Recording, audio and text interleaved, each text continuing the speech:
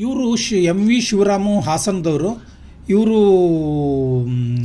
PTI correspondent ಸಹ ಹೌದು. ಹಾಸನದಲ್ಲಿ ಅದರಲ್ಲಿ ಸಹ ಅವರು ಮಾಡ್ತಾರೆ. ಅದರ ಇವರು ದಿನನಿತ್ಯ ಸಹ ಒಂದು ವ್ಯಂಗ್ಯಚಿತ್ರ ಕಾಲಮ್ ಬರೀತಾರೆ ಅಂತ ನಾನು ತಿಳ್ಕೊಂಡಿದ್ದಾರೆ. ಇವರು ಭಾಳ ಉತ್ಸಾಹಿ ವ್ಯಂಗ್ಯಚಿತ್ರಗಾರರ ಸಂಘದಲ್ಲಿ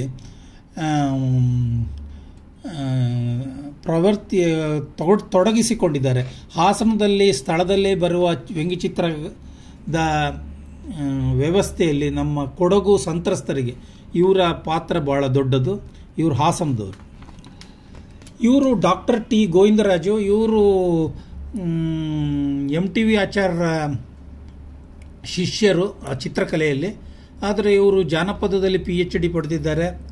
ಇವರು ಛಾಯಾಚಿತ್ರಗಾರರು, ಆಮೇಲೆ ಇವರು ಬರಹಗಾರರು, ಕಾಲೇಜು ನಲ್ಲಿ ಪ್ರಿನ್ಸಿಪಾಲ್ ಆಗಿ ನಿವೃತ್ತಿ ಆಗಿದ್ದಾರೆ. ಈಗ ಇವರು ಇದ್ದಾರೆ. ಇವರ ನಂತರ ಇಲ್ಲಿ ನಾವು ಮಾಡುವವರು HP ಮಂಜುನಾಥ್ ಅವರು. ಇವರು ದಾವಣಗೆರೆಯವರು.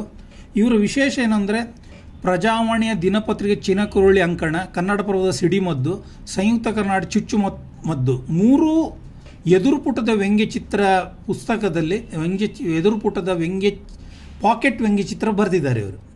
ಇವರು ಬ್ರಹ್ಮಚಾರಿಗಳು.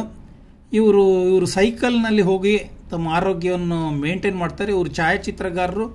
ಆಮೇಲೆ ಇತ್ತೀಚೆಗೆ ದಾವಣಗೆರೆ ವಿಶ್ವವಿದ್ಯಾಲಯದಿಂದ ಗೌರವ ಡಾಕ್ಟರೇಟು ಸಹ ಇವರು ಪಡೆದಿದ್ದಾರೆ.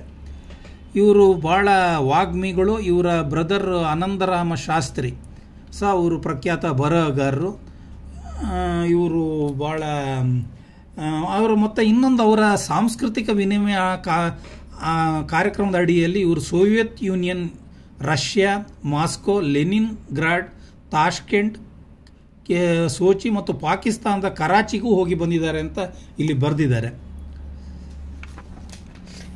ಇವರು ರವಿರಾಜ ಹಾಲಂಬಿಯವರು. ಇವರು ಸಿಂಡಿಕೇಟ್ ಬ್ಯಾಂಕಲ್ಲಿ ಇದ್ದರು.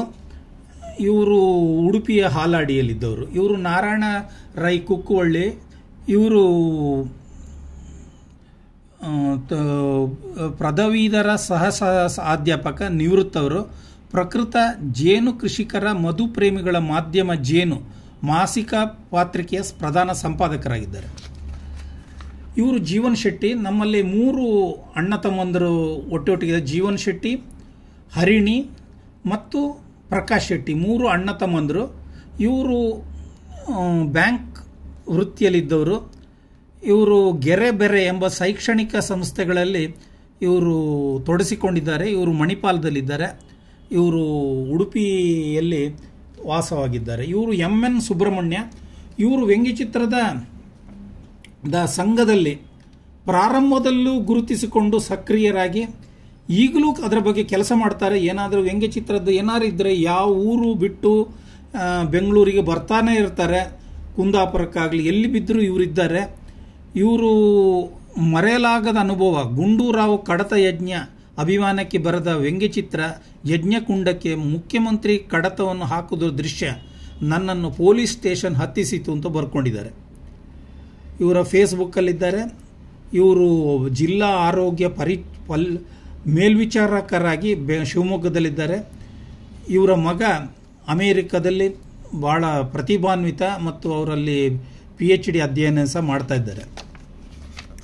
ಇವರು BJ ಗುಜ್ಜಾರಪ್ಪ. ಇವರು ಎಲ್ಲರಿಗೂ ಪ್ರಖ್ಯಾತರು. ಇವರು ಫುಲ್ ಹೆಸರು ಬಾಣಗೆರೆ ರಂಗಣ್ಣ ಗುಜ್ಜಾರ. ಇವರು 1955 ಶಿರಾ ತಾಲೂಕಿನವರು. ಮೊದಲ ವ್ಯಂಗ್ಯಚಿತ್ರ ಪ್ರಜಾವಾಣಿಯಲ್ಲಿ ಬಂತು. ಇವರು ಹಲವಾರು ದೇಶಗಳಲ್ಲಿ ಹಲವಾರು ಪತ್ರಿಕೆಗಳ ಕೆಲಸ ಮಾಡಿದ್ದಾರೆ. ಇವರು ಲಂಕೇಶ್ ಪತ್ರಿಕೆಯಲ್ಲಿ ಇವರು ವ್ಯಂಗ್ಯಚಿತ್ರಗಳನ್ನು ಬರೆದು ಅಲ್ಲಿಂದ ಹೆಚ್ಚು ಪ್ರಖ್ಯಾತರಾದರು. ಇವರು ತೇಜಸ್ವಿ, ಪೂರ್ಣಚಂದ್ರ ತೇಜಸ್ವಿ ಅವರೊಟ್ಟಿಗೆ ಒಡನಾಟವನ್ನು ಬೆಳೆಸಿ ಅದರ ಬಗ್ಗೆ ತುಂಬ ಹುಮ್ಮಸ್ಸಿನಿಂದ ಅದರ ಬಗ್ಗೆ ವ್ಯಾಖ್ಯಾನ ಮತ್ತು ಅನುಭವ ಹಂಚಲಿಕ್ಕೆ ಅವರು ಸದಾ ಸಿದ್ಧರು. ಇವರಿಗೆ ಬರಲಿಕ್ಕೆ ಇವರು ಪ್ರಜಾವಾಣಿಯಲ್ಲೂ ಕೆಲಸ ಮಾಡಿದ್ದಾರೆ. ಮತ್ತು ಇವರ ಮುಖ್ಯವಾದ ಒಂದು ಸಾಧನೆ ಅಥವಾ ಒಂದು ಸಾಹಸ ಏನಂದರೆ ತಂತ್ರಜ್ಞಾನವನ್ನು ತೆರೆದಾಗ ಅದನ್ನು ಅಳವಡಿಸಿಕೊಂಡು ಆ ಕ್ಷೇತ್ರಕ್ಕೆ ಹೋದರು ಮತ್ತು ಇವರ ಬಳಗದ ಇವರ ಶಿಷ್ಯರು ಬಹಳ ಮಂದಿ ಇವರನ್ನು ಗೌರವಿಸ್ತಾರೆ. ಇವರ ಶಿಷ್ಯ ಮತ್ತು ಇವರು ಬಹಳ ಸಹೃದಯಗಳು ಮತ್ತು ಇವರ ನೇತೃತ್ವದಲ್ಲಿ ಗುಜ್ಜಾರ ಇವರು ನರೇಂದ್ರ ಆದ ಮೇಲೆ ಗುಜ್ಜಾರಪ್ಪ ಅವರ ನೇತೃತ್ವವನ್ನು ಹಲವಾರು ಜನ ಒಪ್ಪಿಕೊಳ್ಬೋದು. ಅಷ್ಟು ಅವರಿಗೆ ನಾಯಕತ್ವ ಗುಣ ಇದೆ, ಸಹೃದಯತೆ ಇದೆ. ಆಮೇಲೆ ಇವರು ಚಿತ್ರಗಾರರಾಗಿ, ವರ್ಣಚಿತ್ರಗಾರರಾಗಿ ಭಾಳ ಫೇಮಸ್ ಆಗಿದ್ದಾರೆ. ಇವರಿಗೆ ವಿಟಿ ವರ್ಲ್ಡ್ ಪುಸ್ತಕದ ತೇಜಾನ್ ಇಂಟರ್ನ್ಯಾಷನಲ್ ಕಾರ್ಟೂನ್ ಪ್ರೈಸ್ ಬಂದಿದೆ. ವಿಟಿ ವರ್ಲ್ಡ್ ಪುಸ್ತಕದಲ್ಲಿ ಭಾರತದ ಪರವಾಗಿ 3 ವ್ಯಂಗ್ಯ ಚಿತ್ರಪ್ರಕಟದಲ್ಲಿ ಇವರು ಬಂದಿದ್ದಾರೆ. ಇವರು ಗೋಪಾಲ್ ಮಳಿಗೆಯವರು, ಇವರು ಬೆಂಗಳೂರಲ್ಲಿ ಕೆಂಗೇರಿಯಲ್ಲಿದ್ದಾರೆ. ಇವರ ಚಿತ್ರ ಶೈಲಿಗಳನ್ನು ನೀವು ಗಮನಿಸಿರ್ಬೋದು.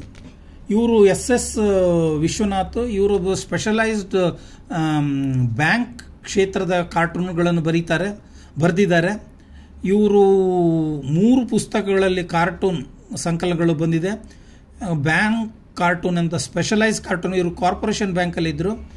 ಇವರು ಒಳ್ಳೆಯ ವಾಗ್ಮಿ ಮತ್ತು ಚತುರ ಮತ್ತು ರಂಜನೀಯವಾಗಿ ಪುಂಖಾನುಪುಂಖವಾಗಿ ಭಾಷಣವನ್ನು ಮಾಡ್ಬೋದು. ಅವರು ಮಾಡುವ ತಾಕತ್ತಿರುವವರು. ಇವರ ಭಾಷಣಗಳು ನಮ್ಮಲ್ಲಿ